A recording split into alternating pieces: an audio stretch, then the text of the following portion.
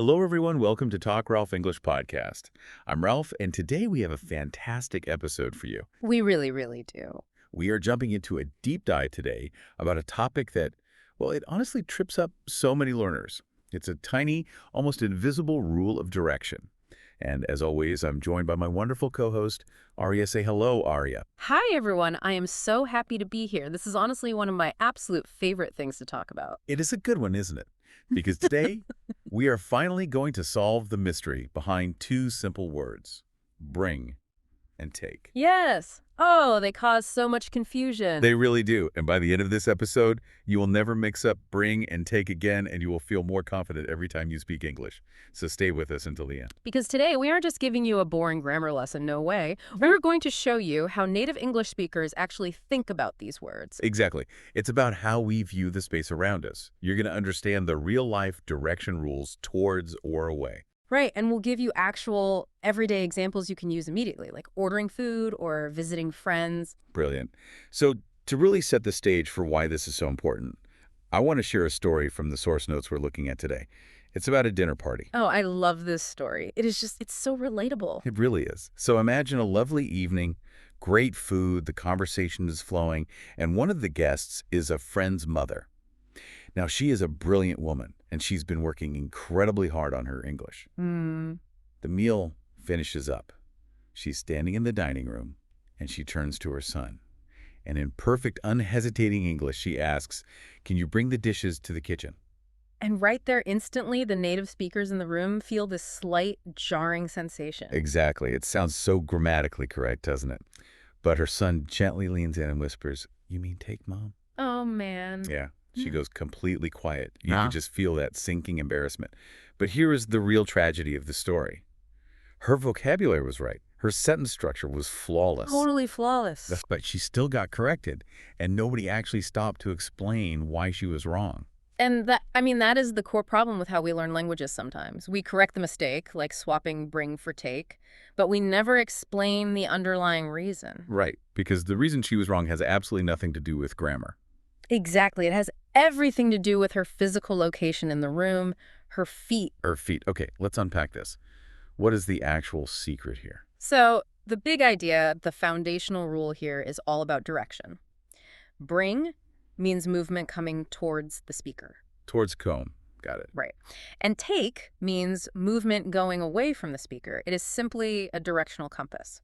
Hey, if you are enjoying this so far, please hit the like button right now and subscribe to Talk Ralph English Podcast. It really helps us reach more learners just like you.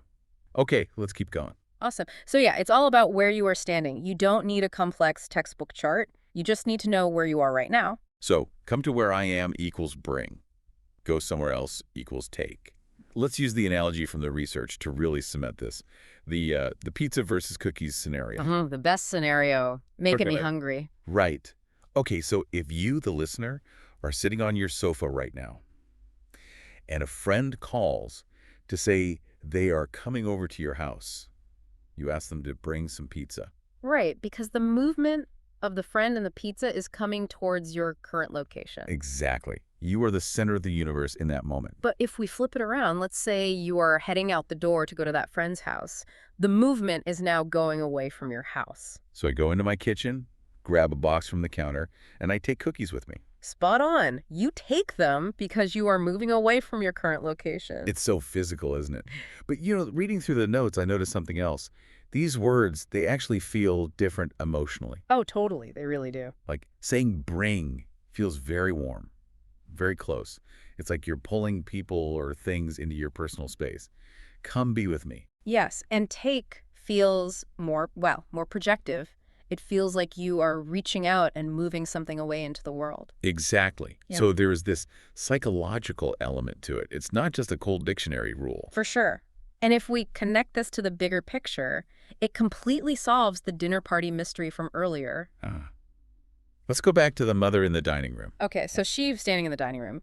From her perspective right then, the kitchen is a totally different place. It's away from her. Right. She wanted the dishes to move away from her current location, so she needed that outward projective word. Exactly. She should have said, "Can you take the dishes to the kitchen?" Because they are going away. Yes. But here's the brilliant part. If she had physically walked into the kitchen first Yes. and then turned around and yelled back to her son in the dining room, bring her, would have been 100% correct. Because her location changed. If she is standing in the kitchen, she wants the dishes to come towards her. Can you bring the dishes to the kitchen? Same house, same dishes, same son. But a totally different word, just because she walked into the next room, that is absolutely fascinating. It really proves that you can't just memorize vocabulary translations. You have to actively think about where you are in the space. You really do. Now, the sources give another great example of this shifting perspective, the homework scenario. Oh, the homework one is super helpful for this. So imagine the end of the school day. The teacher is standing at the front of the classroom and tells the student, don't forget to bring your homework tomorrow. Because the movement of that homework will be towards the school, towards the teacher. Right. But the very next morning, that exact same student is standing at their front door at home. Their mom hands them their bag and says, don't forget to take your homework. Yep, the exact same object going to the exact same place. But the mother's at home, the school is away from her, so she says, take. It makes perfect logical sense when you break it down like that. But I do want to mention something for our listeners who watch a lot of movies. Oh, right, the cultural differences. Yes. Because someone listening might be thinking, wait a minute, I hear native speakers break this rule sometimes.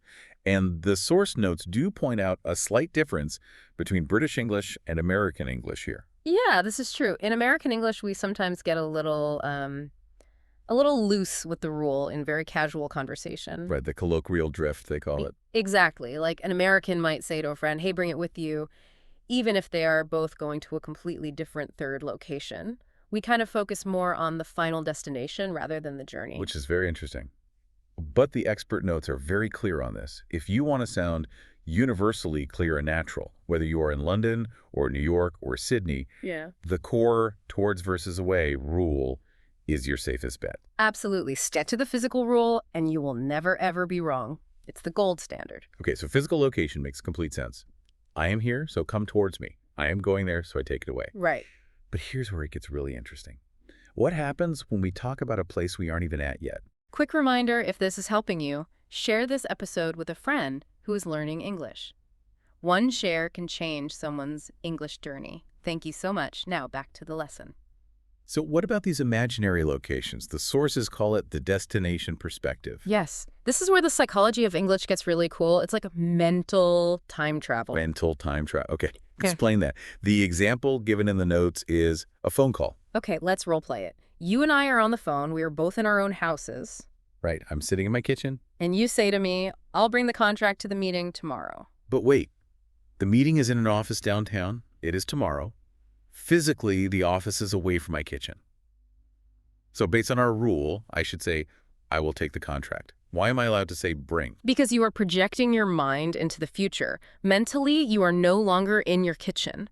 You have mentally placed yourself in that meeting room tomorrow. Oh, I see. Yeah. You made that future office your new location in your head. And from that imaginary standpoint, the contract is coming towards you. That is, wow. That's quite a mental shift. But if I could just magically project my mind anywhere, doesn't that ruin the rule? Not quite, because it really depends on who you are talking to. There are rules to the time travel. Okay, let's test this then. I'm going to throw some quick scenarios from the sources at you. Bring it on. See what I did there? Very clever. All right, scenario 1, the boss. You are sitting at your desk at work. Your boss calls you from her office and says, can you bring the report to my office? Correct. Because from her perspective, the movement is towards her office. She is the anchor. Right. You hang up the phone, you turn to your coworker sitting right next to you. What do you say? I say, ugh, I have to take this report to the boss. But wait. Why can't you use your mental time travel? Why can't you project yourself into the boss's office and say to your coworker, I'm going to bring this to the boss? Because of shared space and empathy. Shared space. Yeah. You and your coworker are sitting together. You share that physical location. If you suddenly mentally project yourself into the boss's office, you are linguistically abandoning your coworker. Oh, wow. I never thought of it like that. Right. In social situations, we maintain our shared location. The boss's office is away from both of you, so you use take. That is brilliant. It's about staying present with the person you're actually talking to. Exactly. Let's try another one. The sick friends scenario. This one tests the empathy idea perfectly. Oh, this is a great one. Okay, your friend Sarah is at home with a terrible flu. You are at your house making some hot soup for her. You text your partner, who is far away at their office, to tell them your plan. Right. So my partner's at work. I am at home. Sarah's house is away from both of us. So I text my partner, I'm going to take some soup to Sarah's house. Perfect, because it's moving away. But Yeah. what happens when Sarah texts you from her sickbed? Well, Sarah's at her house. She wants the soup and me to come towards her. So she texts, please bring me some soup. And how do you reply to Sarah? This is where the empathy rule kicks in. I can mentally adopt her location to show that I care. I reply, I will bring the soup right away. By using bring, you're basically saying, I'm already there with you in spirit. Exactly. I'm abandoning my own location and joining her in hers to comfort her. That is just incredible. The word choice literally maps our emotional connection to the person we are talking to. Language is so human, isn't it? It's not just rules. It really is. Now, I do want to quickly mention phrasal verbs and metaphors. The sources say the rules bend a tiny bit here. They do bend, but they still echo the physical rule. Like if you add the word along. Right, bring along versus take along. Exactly. Bring your brother along still means come to my location and have him with you. Take an umbrella along means you're leaving my location to go outside. The direction is still there. And what about fixed phrases? Like take your time or take a seat or even, this brings me to my next point. Yeah, those are metaphors. But even then, take implies reaching out to grab something like grabbing time or occupying a seat. And bring means pulling an idea toward a conclusion. Right, pulling it in. But honestly, my advice to learners, do not stress over the metaphors right now. Just trust the basic physical rule first, and the metaphors will make sense later. That's very good advice. Stick to the basics. So let's bridge this idea of physical location and emotional connection with one more big example, the school drop-off. What's fascinating here is how much certain places matter to us emotionally. Exactly. Picture a parent dropping their kid off at the school gates in the morning. They give their kid a hug and say, have a great day. I will take you home at 3 p.m. Because right then, standing at the school, home is a distant place. It's away. So they say take. But cut to 2:45 p.m. That same parent is now sitting in their living room at home, putting their coat on. Their spouse asks where they are going. The parent replies, I'm going to bring the kids home. Right, because now their anchor is the living room. They want the children to come towards that location. It really shows how home acts like this emotional magnet. When you're there, you pull your family towards it using bring. When you are somewhere else, you use take for the journey back. It maps out our safe spaces. And honestly, this friction between where we are and where we want to be is exactly why learners make mistakes with these words. Which is the perfect transition. Let's walk through the 4 most common mistakes from the sources so our listeners can fix them straight away. Yes, let's troubleshoot. Number 1, saying, I will bring it there. Oh, I hear that one a lot. Why does that sound so wrong to a native speaker? Because the word there explicitly means a place that is away from you. But bring means coming towards you. So you were literally saying, I will move this towards me while moving it away from me. Exactly. It's a spatial paradox. Your brain just kind of short circuits. So the fix is easy. Match the verb to the destination. I will take it there. Perfect. Mistake number 2 is the exact opposite. Saying, can you take this to me? Same problem, right? To me means towards, but take means away. Right. You can't cast something away towards yourself. It has to be, can you bring this to me? Simple enough once you see the pattern. Now, mistake number 3 is a bit of a trap. The single word language trap. Yes. A lot of learners just default to using bring for everything. They completely stop using the word take. Why do they do that? Because in many native languages around the world, there is only one verb for moving an object. The language relies on the context of the sentence, not the verb itself, to show direction. So they just translate that one concept into bring and hope for the best. Exactly. And hey, 50% of the time, they are right. But English demands that you state the direction inside the verb. You have to make a choice. You cannot opt out of the geography. Which leads us to the 4th and final common mistake. The party invitation. Oh, this one is so important socially. Imagine you are hosting a dinner party at your house. You text your friends, hey, come over at 7 and take some food. Oh no, you essentially just turned your friends into delivery drivers. Right, you're telling them to take food away from your house. Yeah, by using take, you are telling them to get food, arrive at your house, and then keep walking away to somewhere else. Because the party is at your house, you have to draw them in. You must say, please bring some food. So to solve all of these mistakes, what is the ultimate fix? Before you speak, just take one single second and ask yourself, is the movement coming towards me or going away from me? That is the only thing that matters.